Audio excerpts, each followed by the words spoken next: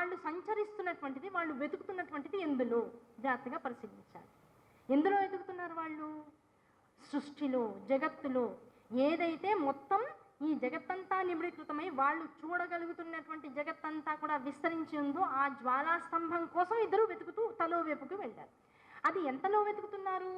ఏ సృష్టి అయితే బ్రహ్మగారిచే రచింపబడిందో ఆ సృష్టి లోపలే వెతుకుతున్నారు. కానీ ఆపాతానల బస్తలాంత భువన బ్రహ్మాండమా విస్ఫురద్దు అన్నారు. అంటే ఈ జ్వాలాలింగము, ఈ జ్యోతిర్లింగం ఏదైతే ఉందో ఇది ఎలాంటిది? ఈ పైన ఉన్నటువంటి ఊర్ధ్వలోకాలు, కింద ఉన్నటువంటి అధోలోకాలకు మించినటువంటి లోకాలు జగత్తులో అనేకం ఉన్నాయి. ఈ 14 లోకాలే ఈ బ్రహ్మగారిచే సృజింపబడ్డాయి. తాను సృజించినటువంటి ఈ జగత్తులో ఈ 7 లోకాల పైన, ఈ 7 లోకాల కింద ఉన్నటువంటి ఈ పరిమితి ఏదైతే ఉందో ఇందులోనే వెతుకుతున్నాడు కనుక ఆది కనపడలేదు, అంతం కనలేదు. దీన్ని మించినటువంటి వాడు పరమశివుని యొక్క లింగ స్వరూపము. ఆ స్వరూపాన్ని ఎతకాలంటే ఏం చేయాలి? ఈ సృష్టికి మించినటువంటి ఆలోచన చేయాలి. అంత ఆలోచన చేయడానికి సృష్టి యందు పరిమితముగా ఉన్నటువంటి వాడే బ్రహ్మగారు. ఆ పరిమితం అనేటువంటి స్థితిని అపరిమిత స్థాయికి తెచ్చుకుంటే అప్పుడు ఆ పైన ఉన్నటువంటి మూర్తి యొక్క దర్శనం జరిగేదేమో, అది వేరే విషయం కదా. కనుక సృష్టి అనేటువంటి దానికి ఒక పరిమితి ఉంది. ఆ సృష్టి వచ్చిన తర్వాత స్థితి కారణం జరగాలి, దానికి ఒక పరిమితి ఉంది. సృష్టికి ముందు ఉన్నది, సృష్టి స్థితి జరిగిన తర్వాత ఏముండాలి? ఇంకేదో ఉండాలి. ఏమిటది? అది తర్వాత విషయం. ఇప్పుడు ఇంకో విషయం ఆలోచిద్దాం. అన్నం వండడం మొదలెట్టాం, నక్తం ఉన్నాం, సోమవారం కదా, సాయంకాలం భోజనం చేయాలి. 5ంటికో 6ంటికో మొదలెట్టి అన్నం వండడం మొదలెట్టాం. అన్నం వండడం మొదలెట్టాం. సృష్టి అన్నం వండుతోంది, ఉడుకుతోంది. దాంతోపాటు పప్పు చేస్తున్నాం, కూర చేస్తున్నాం, పచ్చడి చేస్తున్నాం, కొద్దిగా చారు పెట్టాం. ఇవన్నీ జరుగుతున్నాయి, ఉడుకుతున్నాయి, పొయ్యి మీద ఉన్నాయి.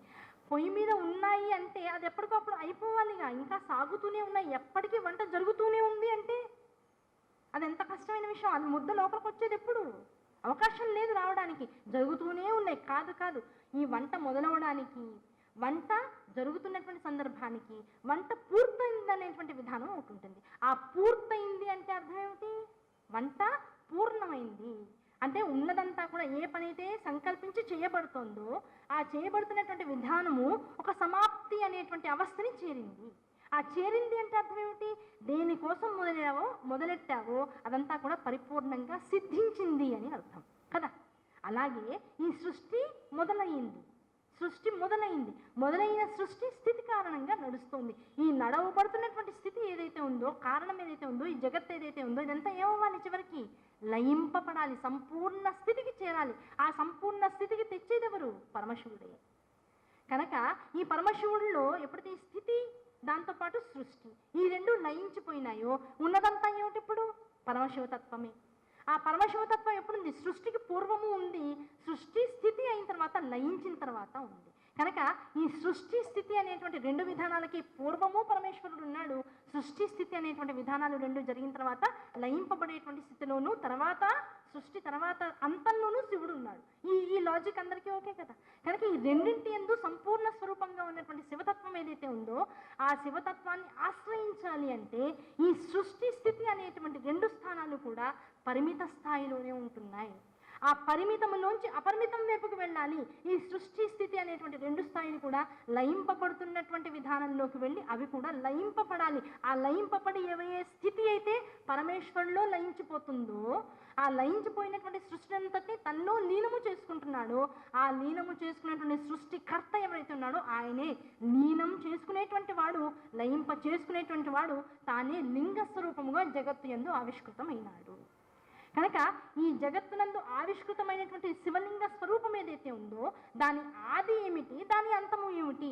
ఈ ఆది అంతము లేనటువంటి ప్రహృష్టమైన మొత్తం నిష్కళాస్వరూపముగా ఉన్నటువంటి, మొత్తం అచంచలము, మొత్తం ఈ జగత్తంతా ఆవిష్కృతమైనటువంటి చరాచర జీవకోటి యందు అంతటా కూడా ఉన్నటువంటి అత్యంత సానుకూలమైనటువంటి శక్తియుతమైనటువంటి భావన ఏదైతే ఉందో అదే శివస్వరూపము.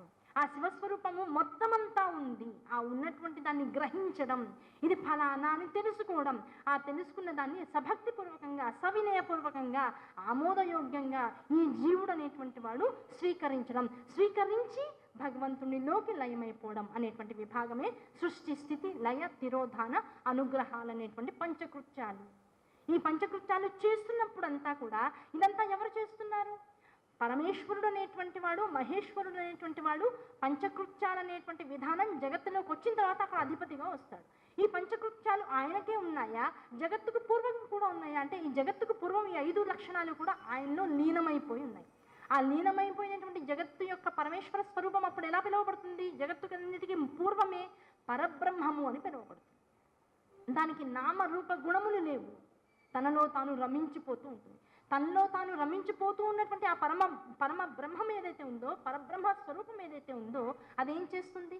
జగత్తుగా క్రీడించాలి, జగత్తుగా విస్తరించాలి, తాను అనేకం అవ్వాలనేటువంటి కోరిక మనస్సులోకి రాగానే తానే మహేశ్వర స్వరూపాన్ని, పరమేశ్వర స్వరూపాన్ని పొంది తిరోధాన అనుగ్రహములు అనేటువంటి రెండింటికి అధికారికత్వాన్ని వధిస్తుంది. అందులోంచి వచ్చినటువంటి శివతత్వము లయకారణాన్ని చేయడం కోసం జగత్తులోకి ఆవిష్కృతం అవుతుంది. లయించబడాలి అంటే సృష్టింపబడేటువంటిది ఉండాలి. శివతత్వంలోంచి బ్రహ్మతత్వం బయటికి వస్తుంది. 4 ముఖములతో సృష్టినంతటిని కూడా విభజిస్తూ ఉంటుంది, సత్కరిస్తూ ఉంటుంది, చక్కగా ప్రవఢవిల్లో చేసేలా చేస్తూ ఉంటుంది. అందులో వచ్చినటువంటి స్థితి సృష్టినంతటిని కూడా స్థితి కారణంగా నడపాలి. ఉన్నదాన్ని చూడాలి, ఉన్నది పెరిగేలా చేయాలి, పెరిగినది విలసిల్లేలా చేయాలి, విలసిల్లినది మళ్ళీ తనలో తను వెళ్ళిపోయేటట్లు చేయాలి. అంటే పిల్లవాడు పుట్టాలి, పుట్టినవాడు ఎదుగుతూ ఉండాలి, ఎదిగినవాడు మళ్ళీ వృద్ధాప్యంలోకి రావాలి. అంటే తనలోకి తను వెళ్ళిపోతూ ఉండడం.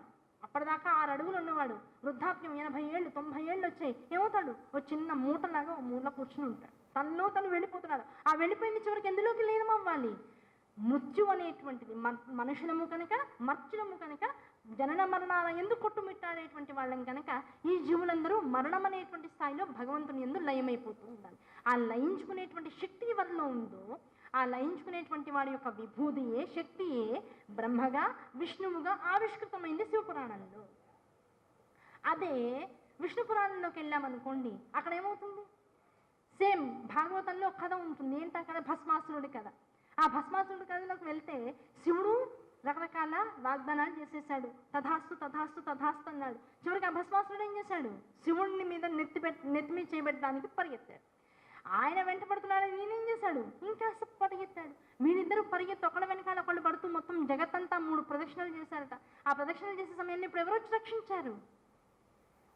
భగవానుడు విష్ణుమూర్తి అక్కడ పరబ్రహ్మతత్వముగా ఉన్నాడు. ఆ పరబ్రహ్మతత్వముగా ఉండి తన పరబ్రహ్మతత్వంలో అనుగ్రహ తిరోధాన అనుగ్రహములు అనేటువంటి 2 సంకల్పాలని తాను చేస్తూ సృష్టిగా తాను బ్రహ్మను మళ్ళీ అక్కడ విశేషంగా కల్పించుకుని ఆ సృష్టికారకుడైనటువంటి బ్రహ్మతో పాటు తాను స్థితికారకుడుగా ఉండి లయకర్తగా తాను చేతిలో విష్ణుమూర్తిగా చక్రాన్ని పట్టుకుని ఉన్నాడు. అక్కడ తానే చక్రాన్ని పట్టుకుని ఉన్నటువంటి వాడు విష్ణుమూర్తిగా లయకర్తగా ఉన్నాడు. భాగవతంలో ఆ విష్ణుమూర్తే శివపురాణంలో శూలాన్ని పట్టుకుని ఇక్కడ 3వ కన్నుని పెట్టుకుని శివుడుగా కనబడుతున్నాడు. అభేద స్వరూపంగా ఉన్నాడు. కానీ నామాంతర్గతంగా, కాలాంతర్గతంగా ఎటువంటి భావాన్ని నువ్వు ఎందులో చొప్పిస్తున్నావో ఆ చొప్పించినటువంటి విధానాన్ని బట్టి ఆ క్రమంలో వచ్చేటువంటి నామాలు, గుణాలు, రూపాలు మన మనస్సులకి, మన యొక్క భూత భవిష్యత్ వర్తమానాలు మూడింటినీ కూడా విశేషంగా ఒక క్రమ పద్ధతిలోకి తెచ్చి దానివల్ల మనం చేసేటువంటి ధర్మ కార్యాలలో ఈ గుణాలన్నీ కూడా సుసంపన్నంగా నిబిడీకృతం అవ్వాలనేటువంటి సంకల్పంతో పురాణాల యొక్క, ఇతిహాసాల యొక్క రూపకల్పన మారింది. కానీ ఒకళ్ళు ఎక్కువ, ఒకళ్ళు తక్కువ, విష్ణుమూర్తి గొప్పవాడు, లేకపోతే శివుడు గొప్పవాడు, లేకపోతే ఫలానా అమ్మవారు గొప్పది, ఇలా గొప్పదని ఒకదాని దగ్గర మనస్సుని ఉంచేసేసుకుంటే లౌకికమైనటువంటి వాదనలో ఉండిపోయి వాదనలోకి దిగిపోతాం. ఈ పురాణాలు చదవద్దు, అందులో కేవలం శైవమే చెప్పబడింది అంటాం. ఈ పురాణాలు చదవద్దు, ఇందులో ఓన్లీ వైష్ణవమే చెప్పబడింది అంటాం. ఇంకో పురాణాలు చదవద్దు, అది ఓన్లీ శాక్తేయం అంటాం. ఇంకో పురాణాల్లోకి ఇదంతా కూడా గాణపత్యం అంటాం. కానీ ఈ 4 మతాల్లో, ఈ 5 మతాల్లో, ఈ షణ్మత స్థాపనాచార్యులైన శంకరాచార్యుల వారు ఏం చేశారు? అన్నింటి యందు ఈ షట్కులములకు సంబంధించినటువంటి విధానాలు ఏవైతే ఉన్నాయో ఆ షట్కుల విధానాన్ని కూడా ఒకే యంత్రంలోకి తీసుకువచ్చి దాన్నే పంచాయతం అనేటువంటి విధానంలోకి తీసుకొచ్చి ఆ షట్కులాల్లో మరి పంచాయతనంలో 5గురే ఉంటారు కదండి, మరి 6వ వాడేది? దాన్నే జ్యోతిర్లింగ స్వరూపంగా కార్తికేయ ఆరాధనగా జ్యోతి ప్రజ్వలనంతో ఏ సమారాధనైనా సరే, నిత్య పూజ అయినా సరే, ఎటువంటి విధానమైనా సరే, చివరికి అపర కార్యాల్లో పెద్దలకు పెట్టేటువంటి తద్దినాల్లో కూడా మొత్తం క్రతువు అంతా అయిపోయిన తర్వాత దీపారాధన దర్శనంతోనే మొత్తం అన్నీ కూడా పూర్తి అవుతాయి, సమాప్తి చెందుతాయి అనేటువంటి విధానాన్ని పెట్టి మొత్తం షణ్మత షట్కుల ఆచారాలన్నింటినీ కూడా ఒక సమున్నతమైనటువంటి స్థానాన్ని అందిస్తూ వచ్చారు.